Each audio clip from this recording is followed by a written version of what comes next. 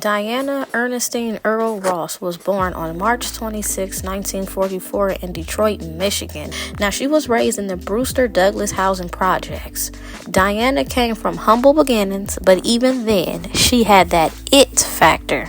She walked with confidence, dressed with flair, and talked like she knew she was destined for something bigger.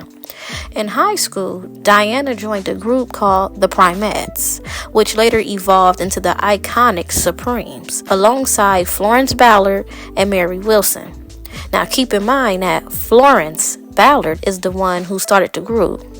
Now, think about it. What if you started a group with your little friends from the projects, and it was your idea to start this group, and then all of a sudden, your friend that you helped put in the group, she all of a sudden, is being pushed to the forefront when you was the brain and the beauty and all of that behind it. See, think about it. That would pretty much make a lot of people upset. Like, think about it. I started this group. And even though, you may have came in and you may did your thing with the music, but this is still my group. So Florence, her story was sad. She was really casted to the side. And yeah, we got to do her story because her story was sad. Now, the group started small, but they had big dreams, and Diana, she wasn't just dreaming, she was calculating. And we knew that. One thing about Diana, she was good for calculating. She was real strategic in what she would do. Now, by the early 1960s, the Supremes were signed to Motown Records, thanks in part to Diana's longtime friendship with Smokey Robinson. But the real game changer came with Motown founder Berry Gordy. Diana and Berry, they grew close, honey, and I mean very close. Their romantic relationship would go on to shape the course of her entire career. Like I said, she was calculating from the jump. A minute she met Berry, she knew, like this was the man behind all of it.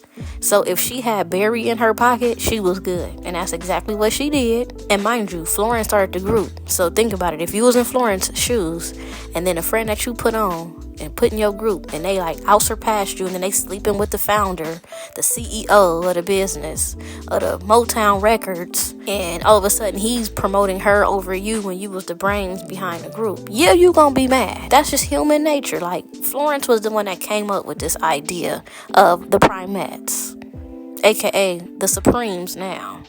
Now, soon Diana became the face of the group. The name changed to Diana Ross and the Supremes, and the hits began to roll in.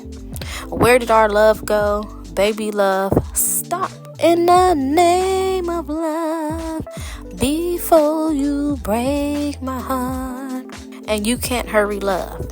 Now, each one climbing to the top of the charts.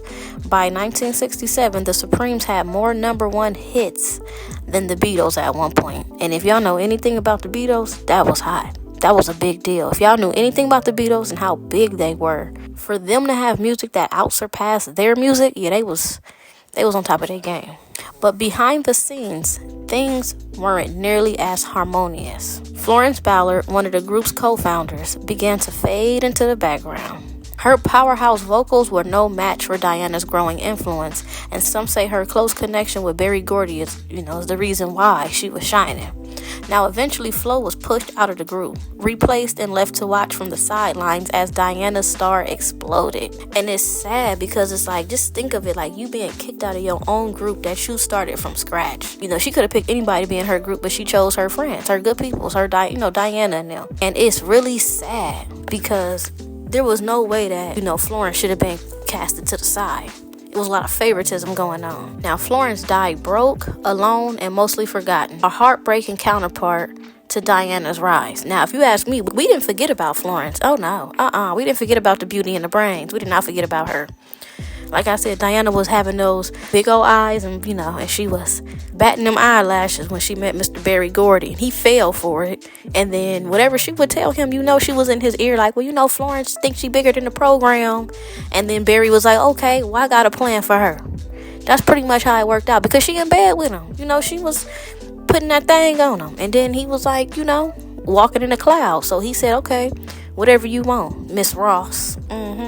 And I think that was very calculating. And I think it's really sad how Florence, how she went on to glory. And we going to do her story and pay some homage to her because her story is just so sad. There's no reason she should have died broke. Now, by 1970, Diana Ross went solo and made sure the world knew she didn't need a group behind her to shine. I bet you didn't, girl. Her solo career launched with Ain't No Mountain High Enough, which hit #1 and earned a Grammy nomination. And that was just the beginning. Yeah, she was taking over now. Once Ain't No Mountain High Enough, oh yeah, it was over. She was by herself at this point in 1970. Now, over the years, she delivered hit after hit. Touch Me in the Morning, Love Hangover, theme from Mahogany, Do You Know Where You're Going? And the I'm Coming Out.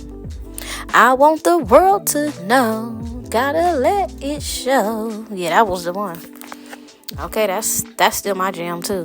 Now, she became the first black woman to headline a major Hollywood film starring as Billie Holiday in Lady Sings the Blues, a role that earned her an Oscar nomination for Best Actress and a Golden Globe win. And she deserved that. She played that role so well. I thought I was actually watching Billie Holiday. Like, she played that role so down to the T. Diana, baby girl, you deserve that. Now, she later starred in Mahogany and The Wiz, opposite a young Michael Jackson. And that brings us to another chapter in Diana Ross' story. One full of whispers, speculation, and a bond that fascinated the world. Michael Jackson adored Diana. He called her his mother, sister, and lover. She was his muse, his mentor, and some even believe his one true love. He trusted her so much that he named her a secondary guardian for his children in his will. How deep is that? Because see, my thing is this, Diana, why was you and Michael Jackson so close? He was way younger than her. And so that kind of, had people thinking like, well, why is she always with this little young boy? Like, it was kind of weird. Y'all talking about Diddy, but what was Diana doing with Michael? Can we talk about that? I'm trying to figure that part out. Okay, because why he naming her as a secondary guardian for his children in his will? Okay, that's a big deal. Now, their relationship was deep, intense, and layered, and fans have been trying to decode it for decades. Yeah, we still trying to decode it, because, see, she don't talk about that. Why did he release Dirty Diana? It's a little more we need to know. But, R.I.P. Michael Jackson. But Michael wasn't the only man tied to Diana's story. She was playing these men back and forth, y'all. She was the original city girl. Let's talk about it. Now, of course, there was Berry Gordy, father of her daughter Rhonda Ross Kendrick, but Diana also married music exec Robert Silverstein, and later Norwegian billionaire Arne Naess. Now, she had 2 sons with Arne Naess. Diana has 5 children, including actress Tracee Ellis Ross, proof that the dynasty did not stop her.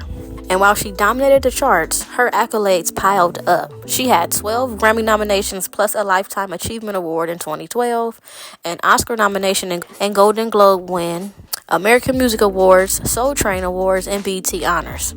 A Kennedy Center honor in 2007, and in 2016, she received the Presidential Medal of Freedom from Barack Obama, one of the highest civilian honors in the United States. She solided that bag down a long time ago. Now, she did deserve all those awards because baby girl was working hard. So she deserved all that, and she was so talented and beautiful. But even with all the trophies, Diana's story isn't just about fame or fortune. It's about navigating the politics of race, gender, and power in an industry that was never built to celebrate women who look like her.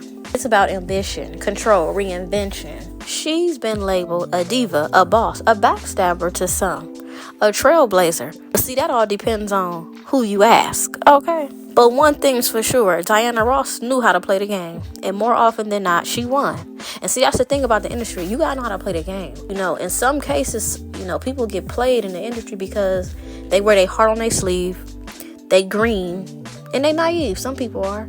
But you gotta realize that this game is so cold where you gotta know how to play it. Either play or be played. So in Diana's case, she played. She didn't get played. She played the game. She knew what to do. She knew what moves to make. She had her eye on the prize. So all that stuff matters. If you really want to make it somewhere in life or in certain industries, people do what they got to do. Now, I'm not saying I agree with everything she did, because no. But at the same time, Diana was like, I'm determined to get out of the hood back in her day. She got in there, got her money, and got out. Through every headline, heartbreak, and high note, Diana Ross stood tall. She carried herself with grace, elegance, and unshakable power. She didn't just open doors for other women. She knocked down them walls, baby. And did she? She came in full swinging, full throttledly swinging. She walked in like, look, I am here. Now, she redefined what success looked like. She made it glamorous. She made it unapologetic. She made it hers. A voice that touched generations, a style that shaped eras, a presence that could never be duplicated. Diana Ross was and still is the moment. She showed us what it means to lead with boldness, to shine without permission, and to leave a legacy that echoes through every stage, every screen, and every soul she inspired. So yes, her journey had drama, losses, and complicated truths, but it also had glory, greatness, and history-making wins. She deserves more than our curiosity. She deserves our respect. Because Diana Ross didn't just break records, she broke barriers. And for that, we give her her flowers, not just as a singer, not just as a star, but as a trailblazer, a blueprint, and a living legend. And that is it for this video. This is Controversies, and I'm checking out right away. Checking out, not clocking out. But let me tell you something, the show never stops. And just make sure you keep hitting that like button, hit that subscribe button, and leave a comment down below about what you thought about Diana Ross' journey and who you want to see next. I want to hear from y'all in the comment section. Come on, let's talk about it.